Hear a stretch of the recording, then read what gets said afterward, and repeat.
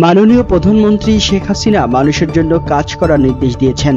তিনি বলেন, আমি আপনাদের সকলকে এই আহ্বান জানাবো যে মানুষের পাশে যান, মানুষের জন্য কাজ করেন। বুধবার 6 মার্চ রাতে বঙ্গবন্ধু আন্তর্জাতিক সম্মেলন কেন্দ্রে বাংলাদেশ অ্যাডমিনিস্ট্রেটিভ সার্ভিস অ্যাসোসিয়েশনের বার্ষিক সম্মেলন 2024 উপলক্ষে আয়োজিত নৈশভোজ অনুষ্ঠানে তিনি একথা বলেন। যতক্ষণ পর্যন্ত না মানুষের মাঝে স্বস্তি ফিরে আসবে ততক্ষণ কাজ করে যাওয়ার আহ্বান জানিয়ে তিনি বলেন, করোনা অতি মহামারী সহ সকল দুর্যোগেই আপনারা কাজ করে যাচ্ছেন, দায়িত্ব কিন্তু এখনো রয়েছে। যতক্ষণ পর্যন্ত না মানুষের মাঝে স্বস্তি ফিরে আসবে ততক্ষণ আপনাদের কাজগুলো করে যেতে হবে। প্রধানমন্ত্রী বলেন, আমরা চাই আমাদের প্রতিটি কর্মসূচি হবে জনগণকে কেন্দ্র করে, স্বচ্ছ, জবাবদিহিমূলক, জ্ঞানভিত্তিক ও কল্যাণমুখী, দক্ষ ও স্মার্ট প্রশাসন আমরা গড়তে চাই, যাতে জনগণ উন্নত এবং মানসম্মত সেবা পায়। এ সরকার সুশাসন প্রতিষ্ঠায় বদ্ধপরিকর উল্লেখ করে শেখ হাসিনা বলেন, এই কাজটা আপনাদেরই করতে হবে।